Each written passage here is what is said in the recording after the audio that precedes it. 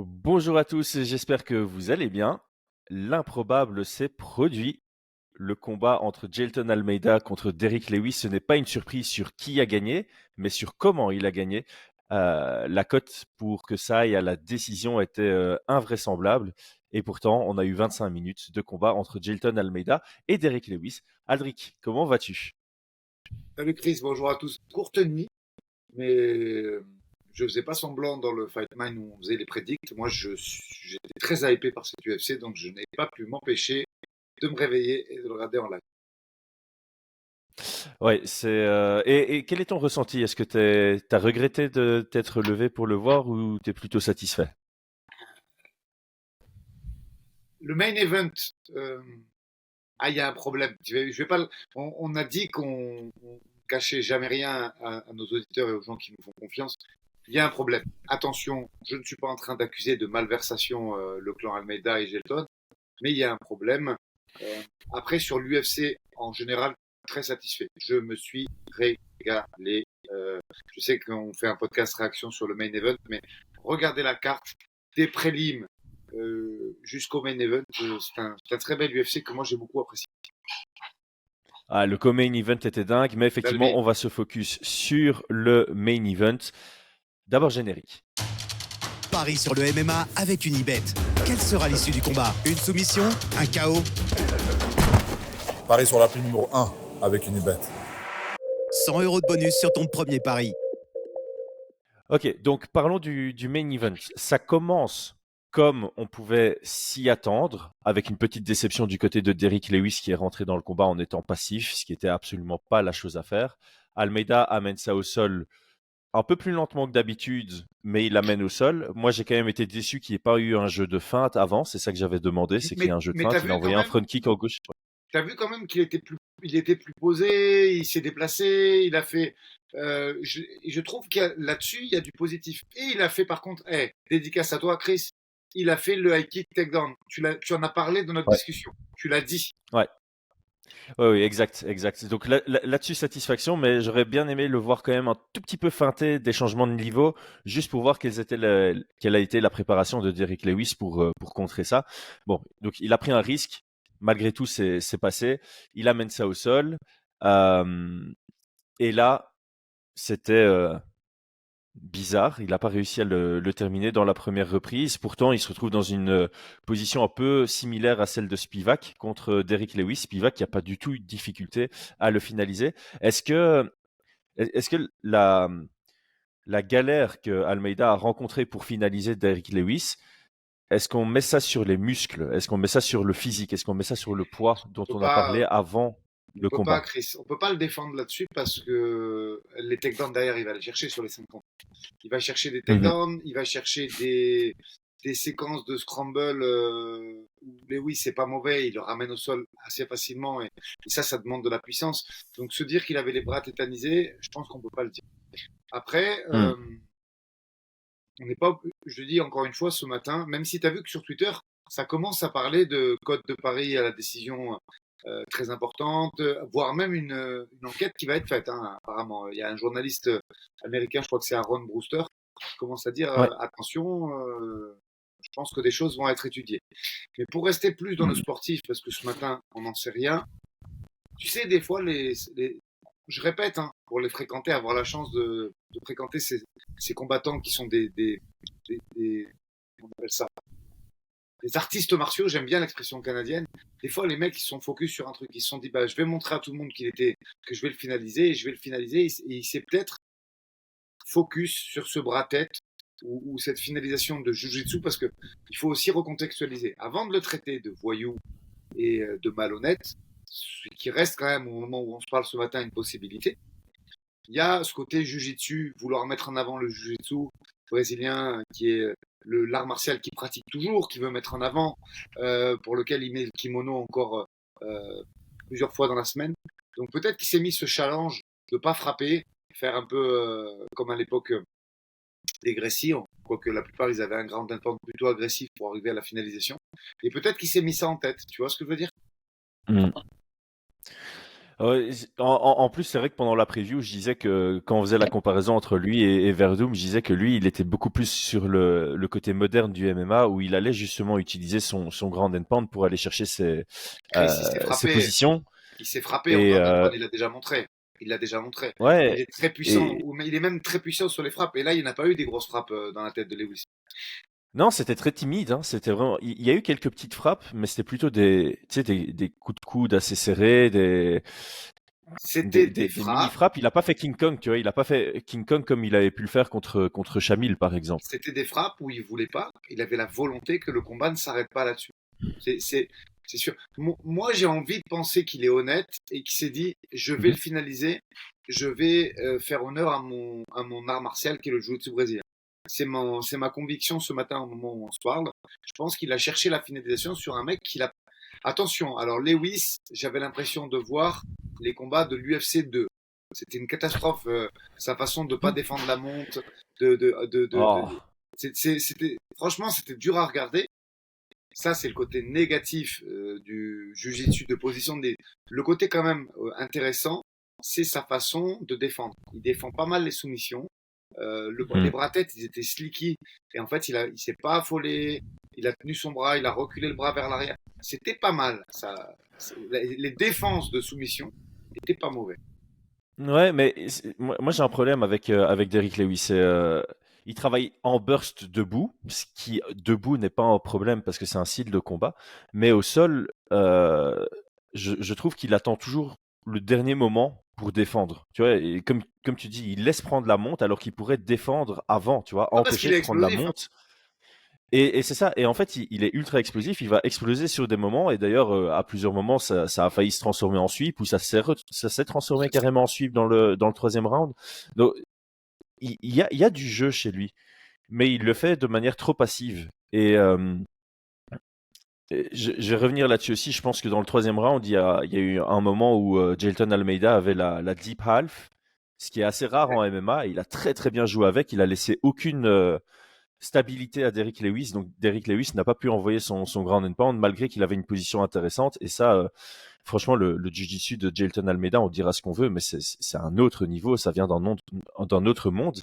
Mais Derrick Lewis a, ouais, tu vois, je sais plus c'était dans quel round, mais à un moment, il essaye d'amener Jailton Almeida au sol, il le met sur ses genoux, et puis c'est Jailton qui scramble et qui prend le top control. Et là, tu Ouais. vois directement Derrick Lewis qui laisse tomber ses épaules Troisième, au je crois. sol, Hein. et tu vois Troisième qu'il round. est complètement déprimé. C'est, ah non, j'ai essayé une seconde, il a essayé un coup d'éclat, il a même pas essayé de chaîner, il s'est fait mettre au sol, et puis tu voyais qu'il était désespéré, qu'il dit, ok, tu sais quoi, j'attends 3 minutes et demie avant de refaire quelque chose. C'est ça. Et D'ailleurs, il a ça tenté le fonctionne pas à takedown que l'UFC, fait, ça. il a tenté le takedown que fait très bien Cyril en Muay Thai. Tu sais où il vient de balayer en fauchage Ouais, intérieur. Euh, ouais. tu sais, je crois qu'il fait 38, il a 38 cette année, il va faire 39. Euh, Mhm. c'est dommage parce que pour moi, hein, ça aurait pu être un des plus grands poids lourds de l'histoire.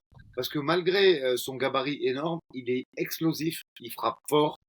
Et je pense que ce mec-là, s'il avait travaillé un tout petit peu plus sa lutte en chaîne et son grappling, ça aurait pu être une méga légende.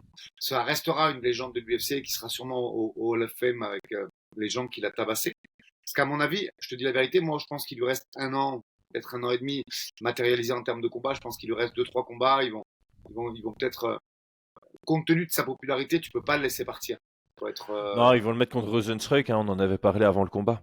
Tu peux pas le laisser partir parce qu'il reste populaire et il reste spectaculaire surtout. C'est surtout ça le mot. Mm. Après, alors, point positif de Almeida, sa capacité à avoir amené au sol à maintes reprises. Je veux pas dire de conneries, mais je pense il a scoré une dizaine de takedowns pendant ce fight. Ça, c'est très bon. Il nous a vraiment montré qu'il avait une grosse lutte et que c'était pas que de la lutte en comment dire d'opportunisme. C'est pas de la lutte. Il a une vraie lutte et une vraie lutte en chaîne structurée parce que les scrambles de Lewis vraiment bons et derrière il Ouais. les a magnifiquement bien contrés et il lui a laissé aucune chance à ce niveau-là. Après, qu'est-ce qui s'est passé dans sa tête pour pas qu'il fasse de grandes pentes? Parce que pareil, t'imagines, les chiffres du combat ne sont pas en corrélation avec la tête de Lewis. Je m'explique. Il a passé sur 25 minutes, il a dû passer 21 minutes en top position. C'est 21 minutes 40, non 21 minutes 10, c'est un Tu vois. record. Ouais. Donc, quand tu regardes ces chiffres et que tu connais Gelton Almeida de par ses précédents combats, tu te dis, mais attends, comment il a fini le pauvre? Et en fait, tu te rends compte que, à part une petite blessure à la lèvre supérieure à la fin du combat et un petit cocard, je crois, sur une pommette, enfin une petite coupure sur une pommette, il n'y a pas grand-chose. Il est smart, hein. Il est smooth et smart à la fin du combat. Donc, je te dis encore une fois, il y a un truc qui s'est passé. Et peut-être qu'on le saura. Hein. Je vais écouter, moi, les différents podcasts lusitophones où il s'exprime Gelton. On va voir s'il y a une enquête de fait. Au moment où moi, j'ai laissé un tweet un peu tendancieux en me disant il se passe un problème, mais je voulais pas accuser de quoi que ce soit le clan Almeida, mais concrètement, il s'est passé un problème. Est-ce que c'est un problème mental où il s'est dit je vais le finir comme ça et pas autrement? Dans tous les cas, il s'est passé un problème. Est-ce que c'est psychologique et dans ce cas-là, c'est qu'il n'est pas prêt pour le grand rendez-vous? Parce qu'un fighter, ça peut pas faire ça. C'est-à-dire que là, surtout s'il arrive contre un des 5 gars dangereux de la KT, tu peux pas te dire je vais le faire tomber, si ça marche pas, il va s'énerver. Donc il a montré une fragilité mentale ou il a montré une malhonnêteté. Ça c'est la suite qui nous le dira. C'est là où moi je suis assez d'accord pour dire qu'il y a quand même beaucoup de positifs sur ce combat. Il a montré de nouveau un bon jiu-jitsu. Ouais. Il a montré une capacité à être performant sur 25 minutes.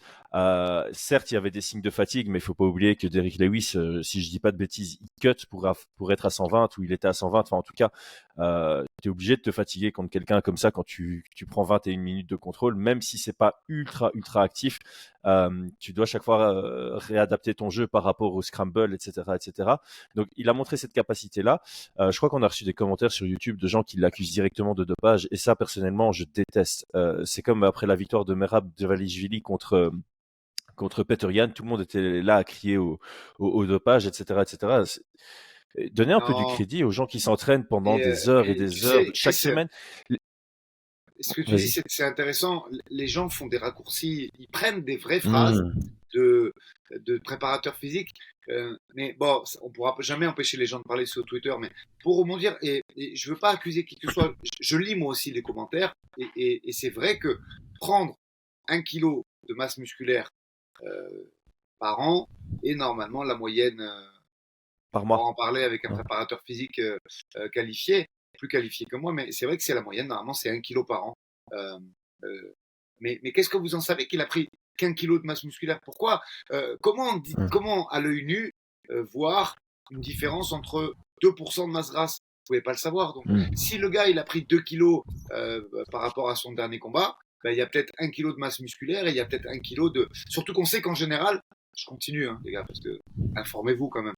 Si tu prends, et ça c'est spécial dédicace à Mélanie Emile, la diététicienne de Manon, 1 kilo de muscle, ça fait 1 kilo d'eau. D'accord? Et on le voit très précisément, nous, quand elle pèse Manon et les autres athlètes du club à la balance avec Indépendance Mètre.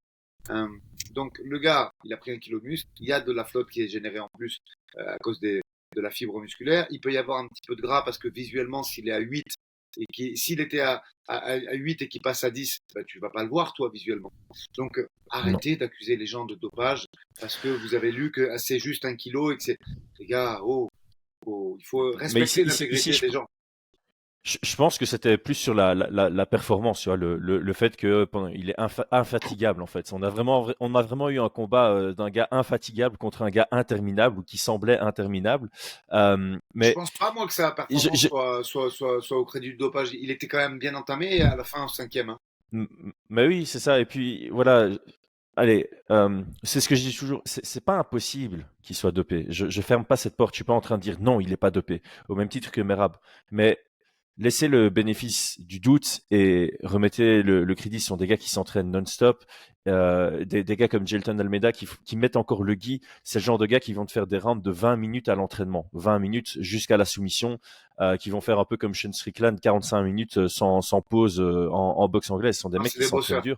Alors oui, certains arrivent à ce niveau-là avec du dopage, mais de prime abord, il faut un peu faire confiance à l'USADA, il faut un peu faire confiance aux athlètes et il faut se dire qu'il est possible d'arriver à ce niveau de performance naturellement. Encore une fois, je ne ferme pas la porte à ce qu'il soit pas clean, mais tant que c'est pas prouvé, présomption d'innocence. Non, mais Chris, il n'y avait rien dopé dans sa performance. Faut arrêter les conneries. Après, peut-être que dans ses urines ou dans son sang, ils vont trouver quelque chose, mais qui a rien à voir avec la performance. En tout cas, je veux dire, il y avait rien d'extraordinaire dans sa performance. Rien du tout. Voilà. Au contraire, Alors, il n'a pas tapé au sol, donc il s'est pas fatigué. Mais c'est ça, il a eu une performance de contrôle, ce qui fait qu'il n'a pas eu une dépense énergétique de Exactement. dingue. Au-delà du premier round, et je pense dans la fin du troisième aussi, il y a des moments où il cherche des soumissions, où tu vois qu'il met un peu de force et ça a dû utiliser de l'énergie, mais voilà, c'était pas aussi actif que d'habitude. D'ailleurs, si on veut parler de stats, je vois qu'il y a 38 frappes qui ont été enregistrées, 38 frappes significatives pour Jailton Almeida. Tu compares à son combat contre Shamil Abduragimov qui termine à la moitié du deuxième round, il en a envoyé 45. Et donc il a été beaucoup plus actif contre Bien Shamil sûr. que contre Derrick Lewis. Et pourtant, les combats ont été similaires. Alors moi, dernier point dont j'aimerais parler, c'est ma grande déception envers Derrick Lewis qui a fait dans le cinquième round ce qu'il aurait dû faire dès le premier. Il a été agressif dans le cinquième round. Il se rendait compte qu'il avait besoin d'un finish pour aller gagner. Et en fait, il aurait dû se rendre compte de ça dans le premier round. Je suis super déçu en fait. Avec l'expérience qu'il a, pourquoi est-ce qu'il n'est pas rentré dans ce premier round avec son mindset du cinquième?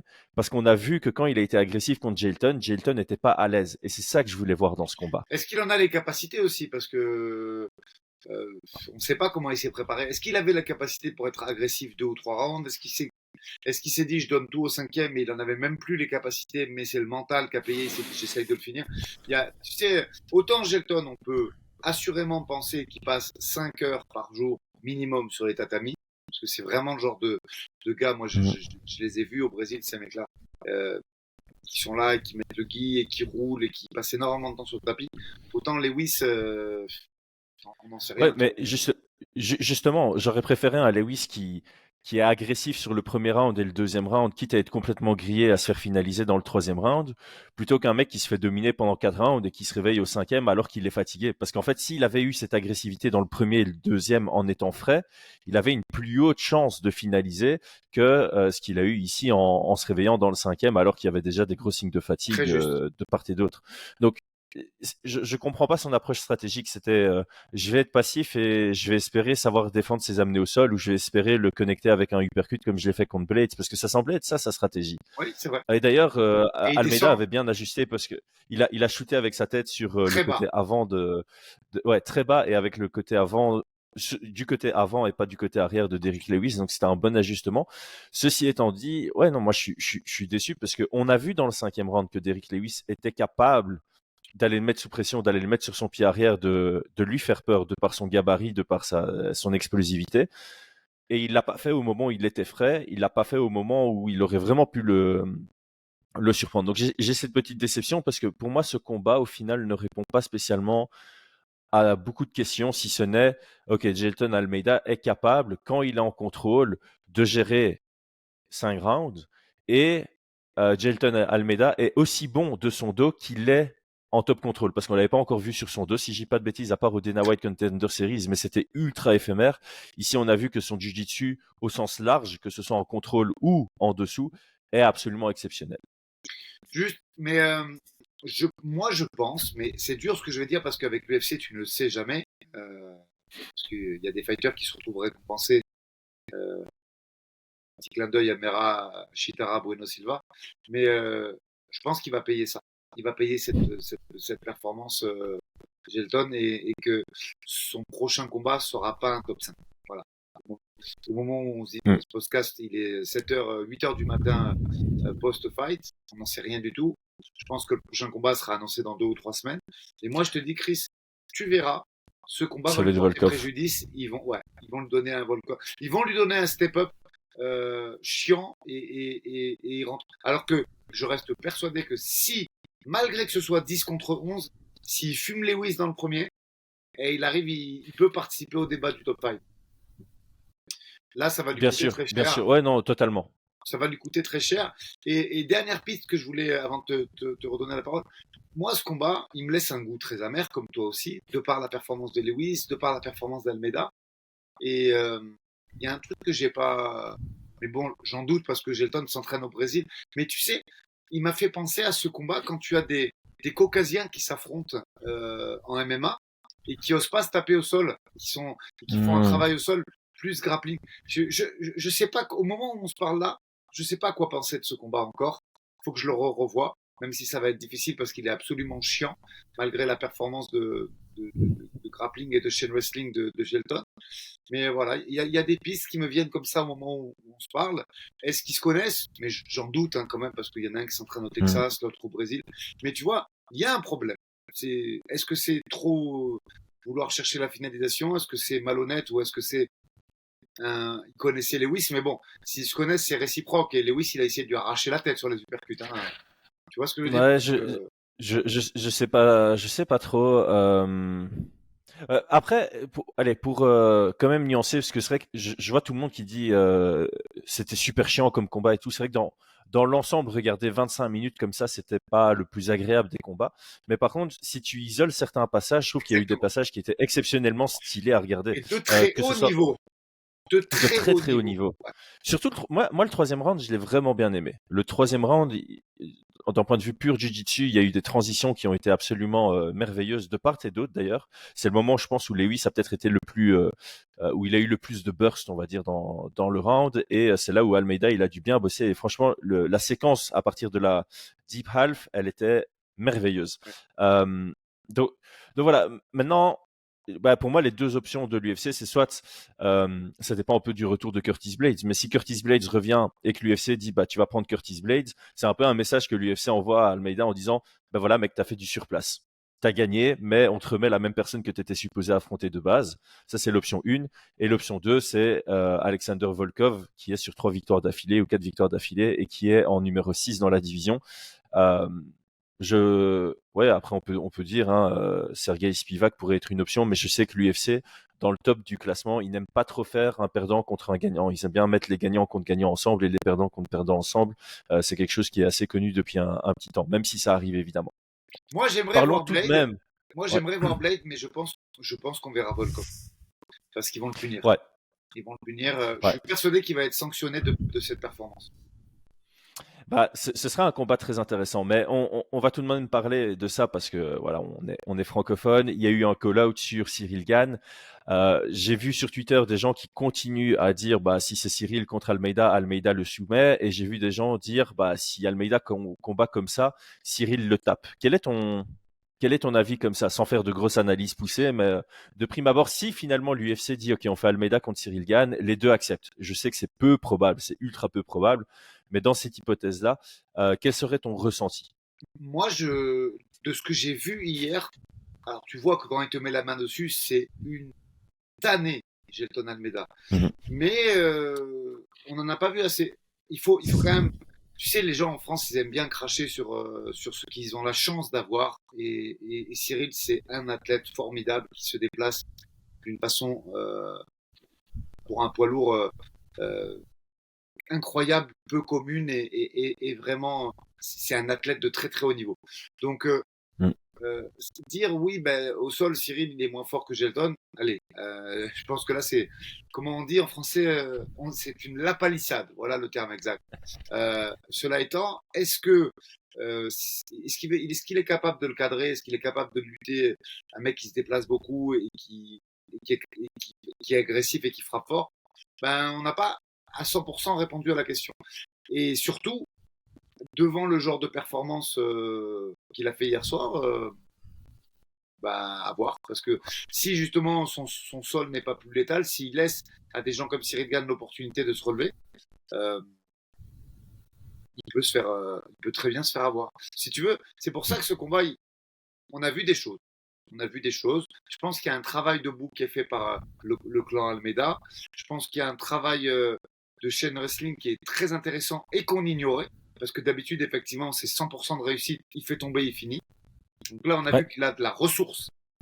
Quand ça scramble, quand ça crée l'espace, quand ça sweep, il a de la ressource. On a coché des cases, mais pas suffisamment pour le voir sur un top 5 de la KT.